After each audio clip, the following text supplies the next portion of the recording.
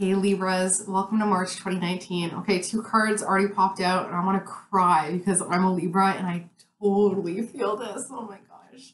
Okay, so all the rest that we've been doing at home that we kind of told ourselves we're okay with, just being with the home and the family and just doing all that, and feeling like friendships and relationships outside of the home and family are just so distant and just so kind of, delicate where it's almost like you want to tap into it, but if you do, it could shatter. It's very see-through. Like, that it's your relationships outside of your home and family are definitely being hindered right now.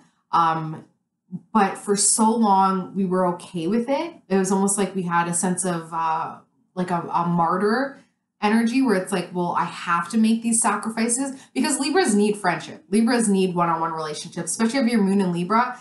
Friendships make you emotionally happy. And if you have your Venus in Libra, you need to get out there looking great and feeling confident. Libra rising, same thing. Libra sun, absolutely. So this alone time that you've been doing, this family and home time that you've been doing and that you've been telling yourself you're okay with is actually really pinning you down, really not giving you, giving your soul that freedom and that energy to start something new. Okay. So you know that you got to start something new, whether it be, just new when it comes to socializing. For me, I'm just going to join some sort of Zumba class or something just to be able to communicate with the outside world. Like this is me communicating with the outside world. I sit in front of a camera and talk to Libras around the world, right? That's my communication with the outside world. Otherwise, I'm talking to a 9-month-old baby 24/7, right? Okay.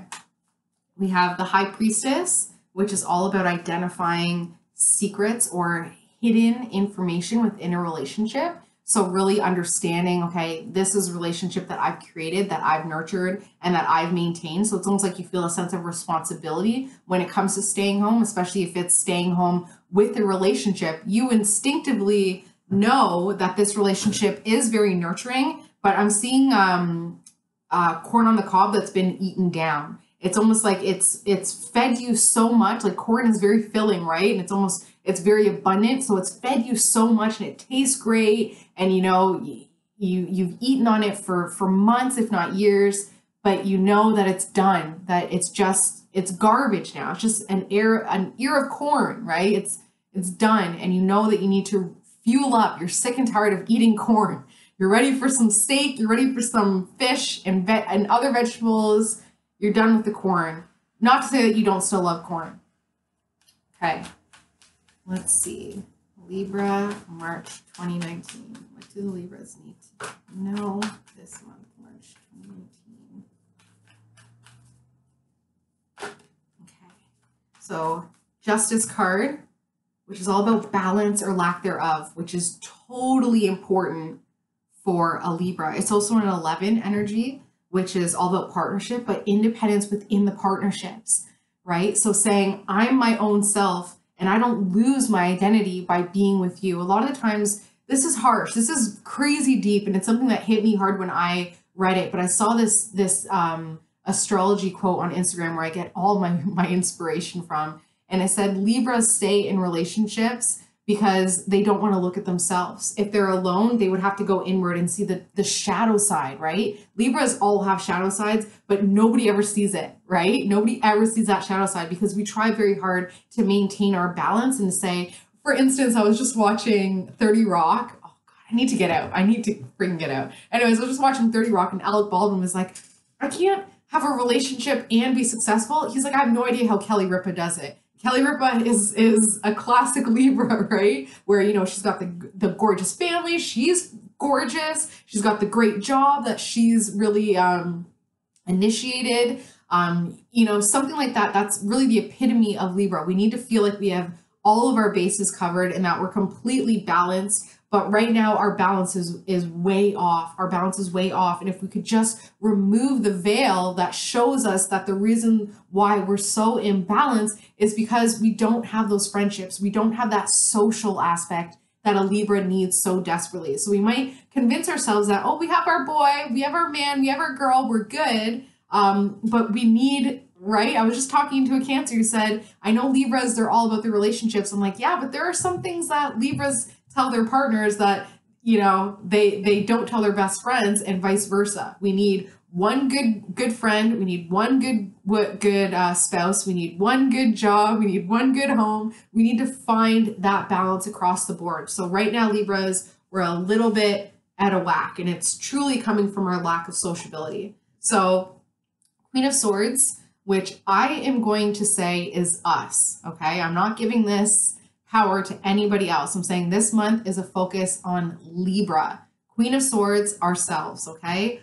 Obstacle and the aid to this Queen of Swords, which is, you know, this is the epitome of where we want to be. This is somebody, look at this woman. She's single. She's sitting on her throne. She's happy to do it. Look at her hand. She's focused. She's moving forward. She is totally focused. She has a bracelet on that represents her beliefs. So she has enough confidence with what she believes in to move forward and to be very narrow viewed with her goals. She has trees behind her that represent growth. The trees are moving in the wind, which represents, you know, that push and pull, but still finding that root, right? So when you think of a tree, yeah, the strongest winds are going to come in and they're going to blow that tree. But if that trunk is strong enough and grounded and rooted, it won't matter. The leaves may fall off, but they needed to go, right? As long as your root and your structure is tough, it doesn't matter what the wind may blow in. And right now, Libra, because of how much work you've been doing at home with your family, you have that root, you have that structure, you have that grounding energy in order to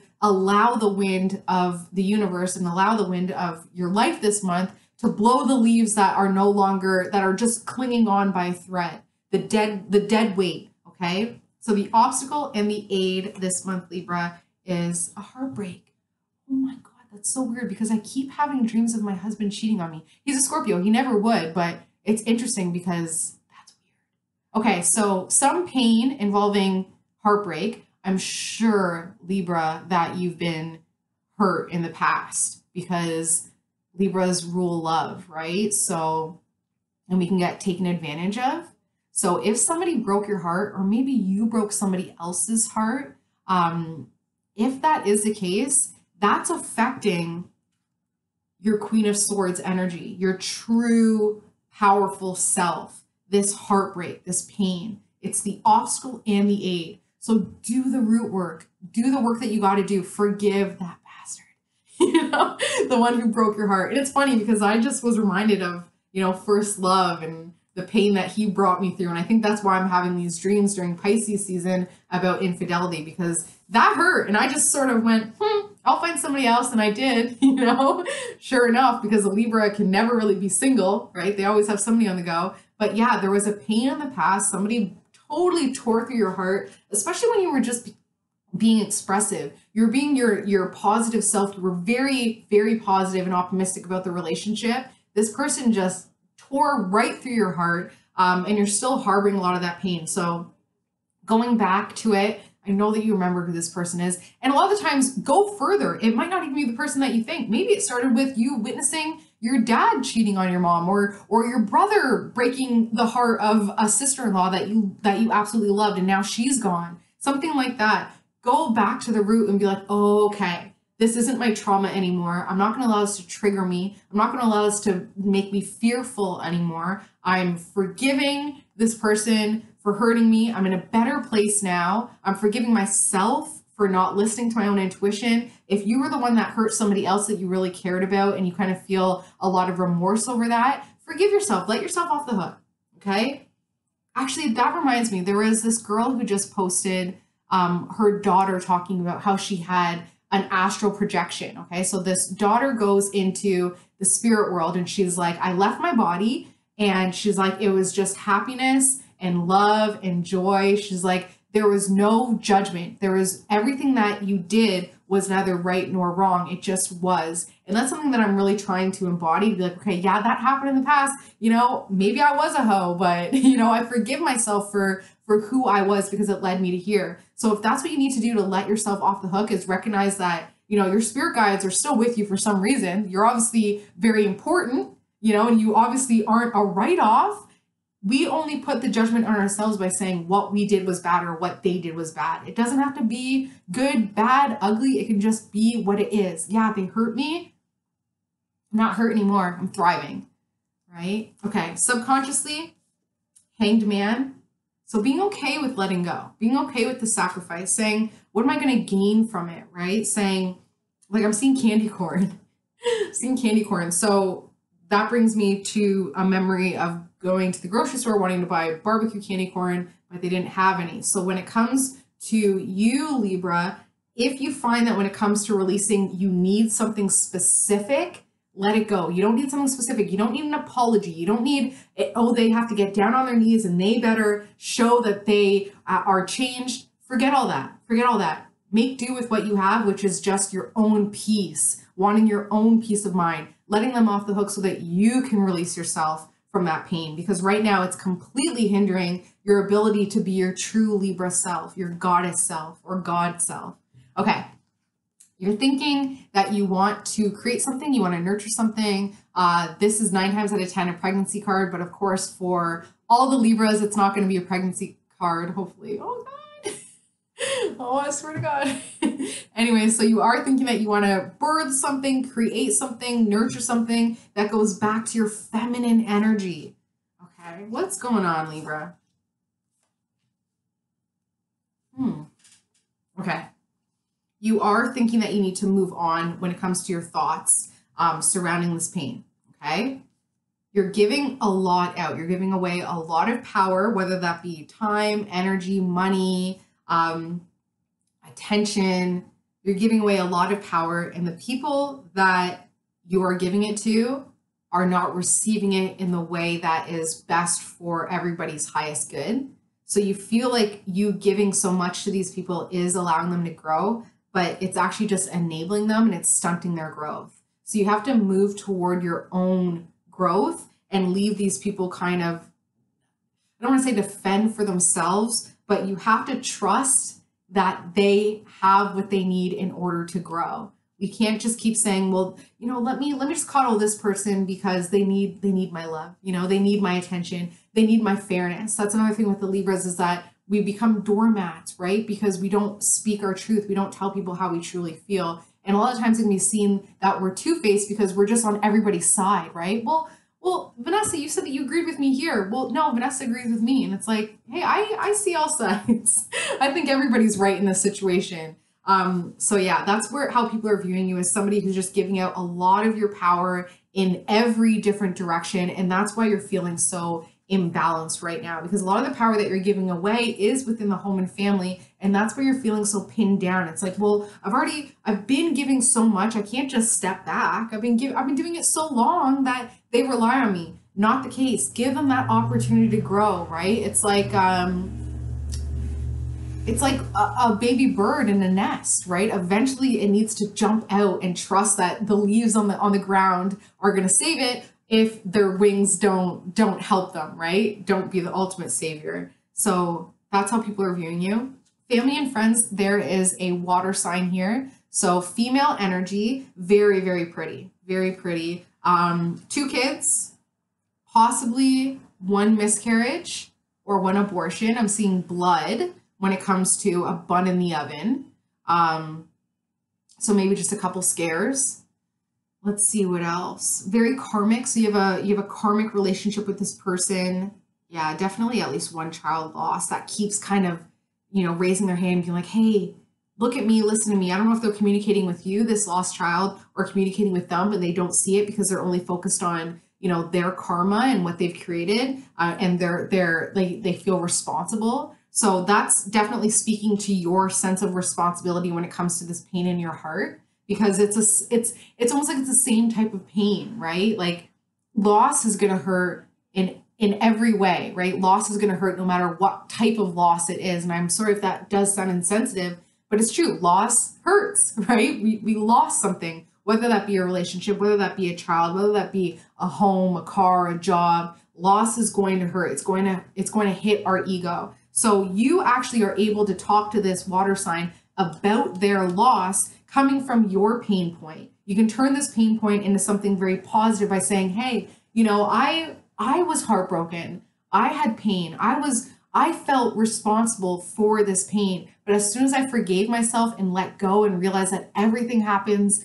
in divine perfection and everything is exactly how it's supposed to be, I freed myself. And hopefully that's the advice that this water sign needs. And as a family or friend, they trust you with that.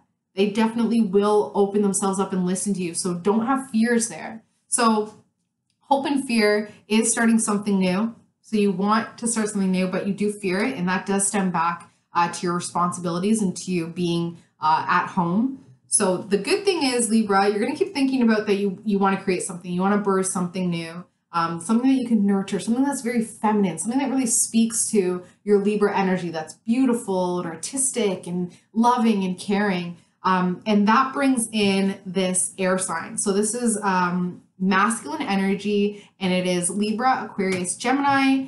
And then what do we have here? We have the marriage card. We have the marriage card. I'm trying to think how this relates to my life. We have the marriage card here, whether that be common law relationship, talking about marriage, getting a ring on it, putting a ring on it, getting hitched. You know, March is a great month to get hitched, especially this March, because we have the double 3 energy. If you do plan on, you know, going to the courthouse this month or getting married this month, maybe because of a pregnancy with the air sign, definitely get a lawyer to read that contract. Get a lawyer to read it because Mercury retrograde can really mess with contracts and legal obligations. So just be careful. Get that prenup signed. But yeah, I'm trying to think about who I'm marrying this month. You know, oh, okay. Anyways, let me know in the comments who you guys are marrying this month, whether that's actually marrying or just deciding to take that relationship further. And also, it could also be that you're looking at your marriage now differently because you're forgiving this pain in the past. So maybe your relationship now, you're like, okay, I can release some things, and your relationship completely transforms where it's like a whole new marriage. You know, you're not coming from that place of insecurity, like, don't hurt me. You know, I've been with my husband for 10 years and I'm still having dreams of him cheating on me. Like, what is the deal with that? Like, I literally went into his Instagram today to be like, is he? Like, I had to because Pisces season is very prophetic when it comes to dreams. So I'm like, is he? And of course, no, but it's stemming from the past. So if I were to clear this, it's going to completely transform our relationship, my marriage. Imagine having a marriage that's solely based on just love and mutual respect and understanding and not fear, right? Fear of losing that person, fear of being single, Libra, fear of being alone. It's one of our biggest fears and almost our biggest detriment because that fear holds us back. So I hope you guys have an amazing March. As usual, please comment, like, subscribe, and share. And if you want a personalized reading, my email address is below. We can figure out who you're getting engaged to this month, who this air sign is if you don't already know. Love you, Libras, so much, and I will see you in April. Bye, guys.